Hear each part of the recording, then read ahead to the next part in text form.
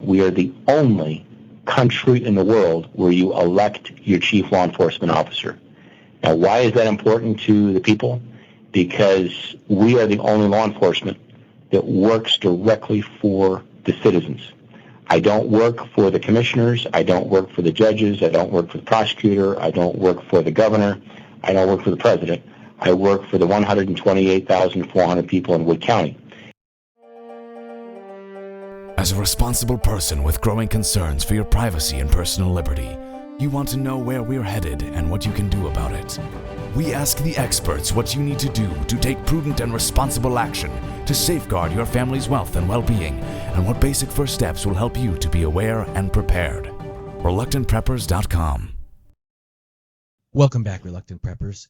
Today we have a special guest, Sheriff Mark Wasylyshyn, Sheriff of Wood County, Ohio, also a member of the Board of Directors of the National Sheriff's Association, who chairs its Crime Prevention and Privacy Security Committee, and also serves on several other of its national committees. Sheriff Mark Wasylyshyn is here to give us an insider's view of some of the aspects of how partnership between individuals and their county sheriffs can improve their security, their ability to protect and preserve their rights and of their home and their family, keep themselves safe, and help others to stay safe around them. Welcome to our channel, Sheriff Mark. Well, thank you very much. I enjoy being on and look forward to speaking with your viewers. One of the first questions when I heard you at a recent speech that you gave about public safety was an awareness you shared about whom your sheriff actually works for. I thought it was remarkable because a lot of the people who we've talked with about home preparedness are taking into their own hands measures to increase their family security and safety, and not always expecting that law enforcement, for example, will be available at times of crisis or times that they may be needed. So they're trying to increase, seeing what they can do on their own as well. But you gave an insight into who does your county sheriff actually work for that I thought was eye-opening. Could you share that with our listeners? Absolutely. Sheriffs are very unique. Most states, the sheriff is elected, and in most states, the sheriff is the chief law enforcement officer. So the uniqueness is we are the only law enforcement that is elected in our country, and equally important, we are the only country in the world, and I'm going to repeat that, we are the only country in the world where you elect your chief law enforcement officer. Now, why is that important to the people? Because we are the only law enforcement that works directly for the citizens. I don't work for the commissioners. I don't work for the judges. I don't work for the prosecutor. I don't work for the governor. I don't work for the president.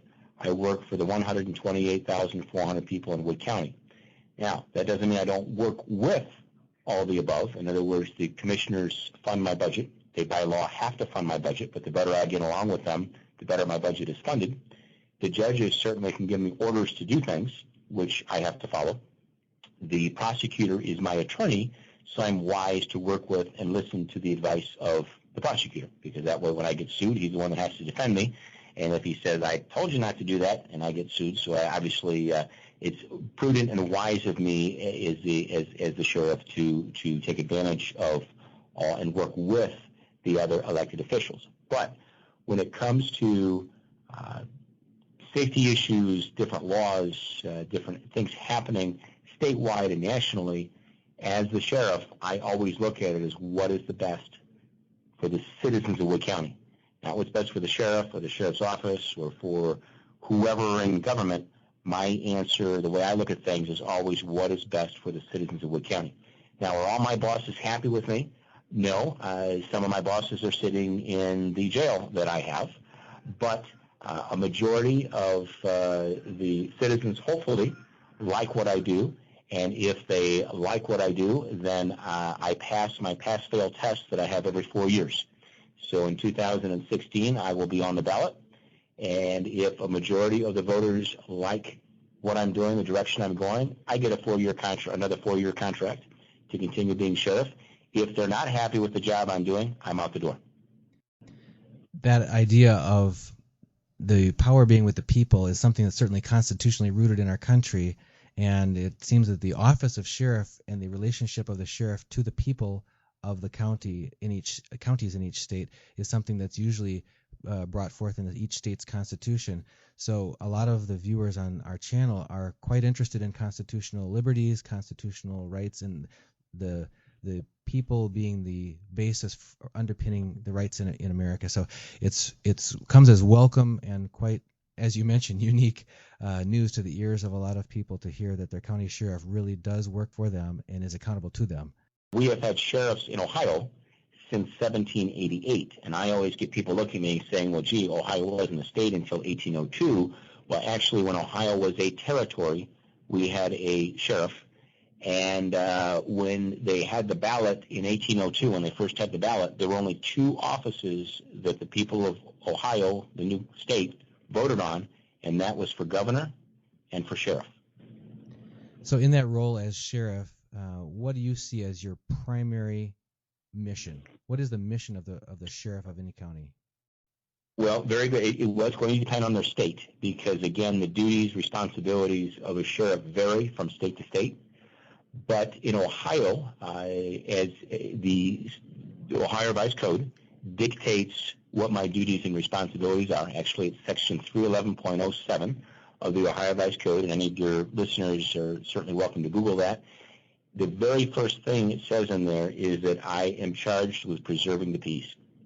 Now, what does that mean? That means a lot of things, but generally I have to make sure that I do everything I can, and law enforcement in Wood County does everything it can to preserve the peace in the county.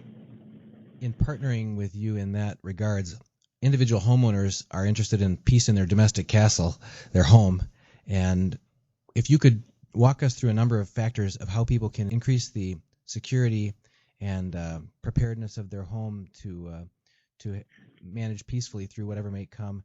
If you could talk, first of all, perhaps a few ideas about people having ways of increasing the physical security of their home.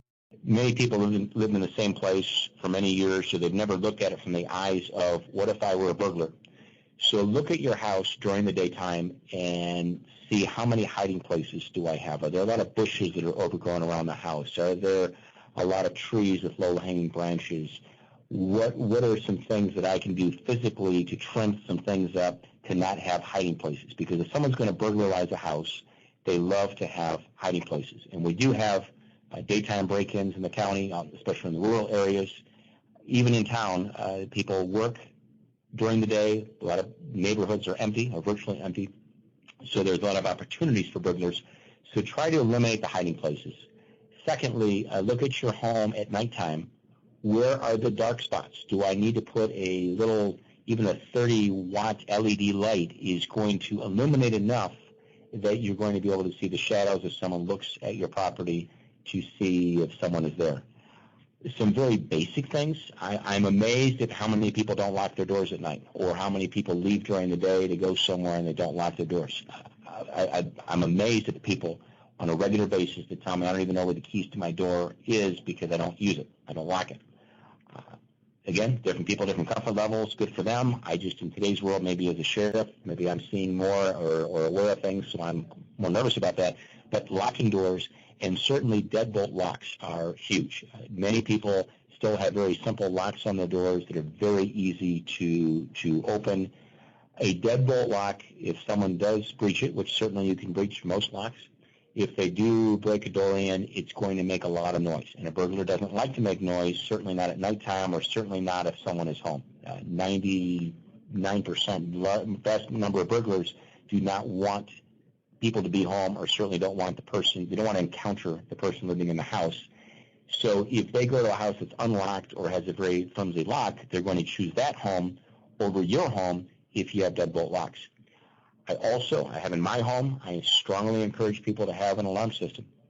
I actually monitor my own alarm system through an app over the internet where I can know who's turning my alarm on and off. I even know if there's a problem with my generator. So with this app, I not only know if my furnace goes out, but I also know if my sump pump stops working. And it's very inexpensive. When I was a child, my perception was only rich people had alarm systems because they were expensive, they were cumbersome, they were not flexible. Today, they're much less expensive, very flexible, very user-friendly, and on my smartphone, I can turn the alarm on and off and monitor what's going on in and around my home.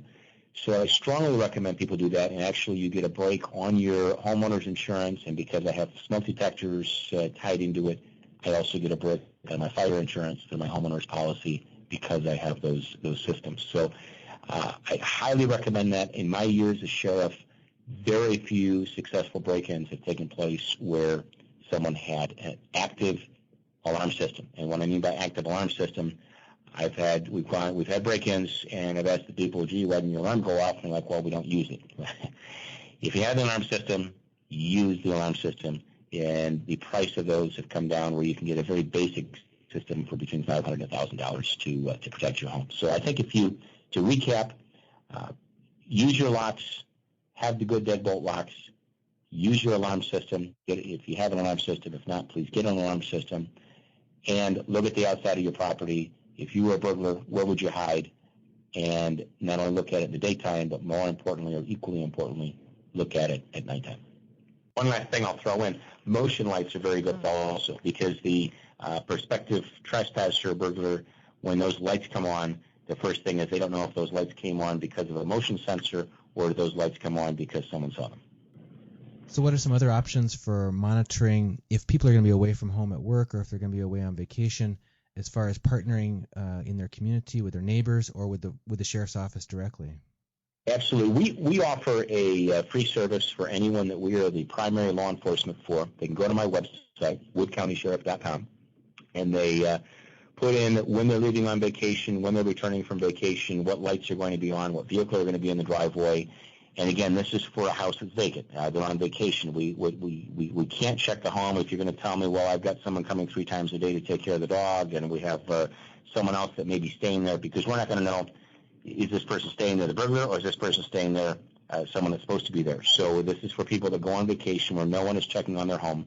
They don't have anyone staying there. There's no one coming and going. We will literally check the property twice a day, once on our day shift and once on our night shift. And we literally have the deputy walk around the property, checking the doors, making sure everything's okay. Great visibility thing. We get a lot of comments from the neighbors and others that notice how visible we are when we check the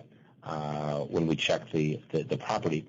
But I also strongly recommend that people get to know their neighbors. When I grew up in a relatively small, much smaller back then, Rossford, town in the northern part of our county. Everyone knew everyone. We knew all the neighbors, and people knew when someone was out of town. We didn't have any break-ins because my mother was a stay-home mom, and they knew what their neighbors were doing. Today's world, people, many of them don't know who lives three doors down. They don't know who lives across the street. They don't know who lives behind them. And that's really unfortunate, because we've lost that community of keeping an eye on each other.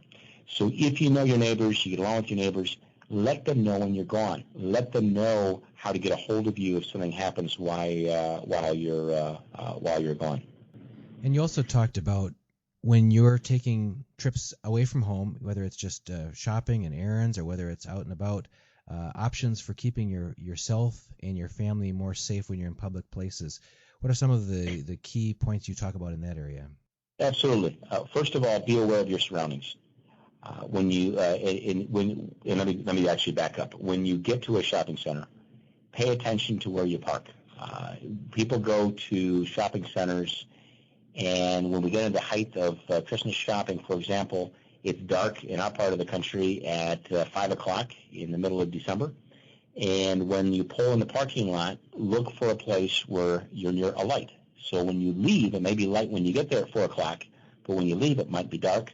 So think about, when I leave this place, is it going to be light? So pay attention to that. Secondly, can I see the door that I'm going into from where I'm parked? If your car is visible from inside or from that business or from other businesses, it's less likely to get broken into, because, again, people breaking into cars don't want to be seen, so they like cars that are parked around the corner, or maybe there aren't windows near where they're parked. So think about that. And also, if you can see the door that you're going to be going into, you'll be able to see your car when you go to leave, or at least around the area of your car. So think about where you park, lighting, can I see the door? when you go into the store, and certainly if it's a mall or a large shopping center, pay attention to where you parked. Not only do we have people that come to different fairs and festivals that can't remember where they parked their car, and we spend a great deal of time driving around. Same thing happens when people go into malls. They forget what door they went in, and now they can't figure out where the car is. And when you're out in the parking lot looking for your car, you're a sitting duck basically saying, come rob me, come take my valuables because I'm totally distracted because I can't find my car. So once you go shopping and you're ready to leave, before you leave the building, before you leave the store, get your keys out.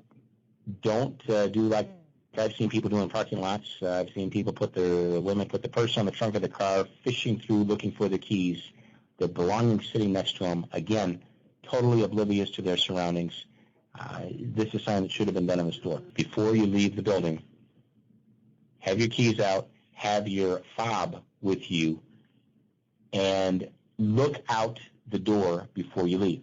And the reason I want you to do this is I want you to look out that lot towards your car and see, is there anyone hanging around the parking lot? Is there anything unusual going on in the lot? Now, what are some things that are unusual? Certainly, if there's a gang of 12 people sitting around there, you're going to go back in the store and say, hey, can I have security walk me out? Can you call? I don't feel safe going to my vehicle. The other thing that would be unusual would be a couple in a car. And let me emphasize that. When my wife goes shopping, I hate shopping. I'd rather sit in the car, read a book, take a nap, listen to a radio show, do something, maybe have root canal, versus going shopping. So it's not uncommon to go to a shopping center and see men or see a spouse sitting in the car waiting for the other person to come back out.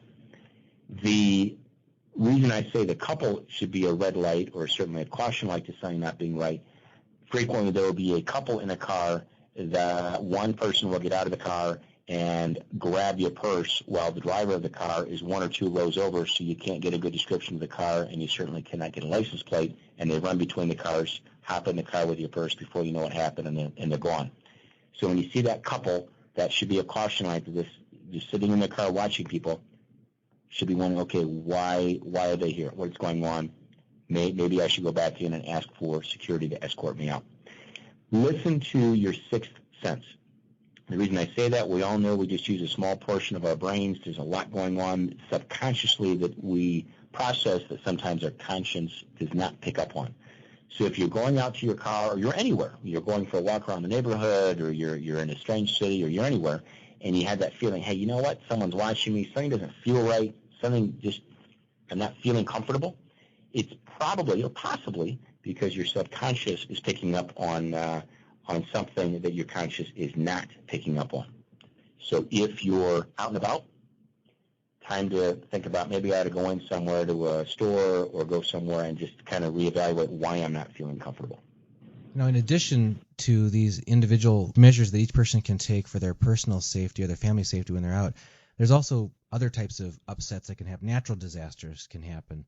And part of the focus of our channel is about readiness for whatever might come.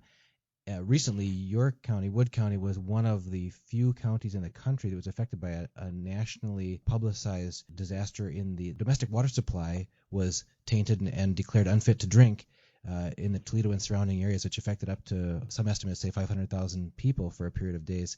If you can tell some specific awarenesses that were gained from that experience, and in general, what types of preventative or precautionary measures you recommend people should take to make sure that their family is going to be able to take care of what they need in times of disaster?